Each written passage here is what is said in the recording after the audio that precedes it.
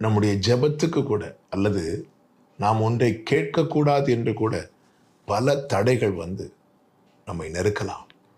ஆனால் அந்த நேரத்தில் ஒன்றை புரிந்து கொள்ள வேண்டும். என் ஜெபத்துக்கு தடை வருகிறது என்றாலே நிச்சயமாய் கர்த்தர் என் ஜெபத்தை கேட்பதற்கு ரெடியாகி விட்டார் என்ற அர்த்தம்.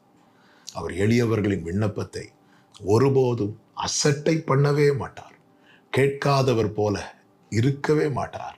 எனவே தான் வேதம் சொல்லுகிறது, அவர் உபத்திரவப்பட்டவனுடைய உபத்திரவத்தை அற்பமா எண்ணாமலும் அவனுக்கு தமது முகத்தை மறைக்காமலும் இருப்பார் என்று சொல்லப்பட்டிருக்கிறது. பர்திமேயு இயேசுவே தாவீதின் குமாரனே என்று அழைத்த போது இயேசு நின்றார் என்று வேதம் சொல்லுகிறது. அதன் அர்த்தம் என்ன?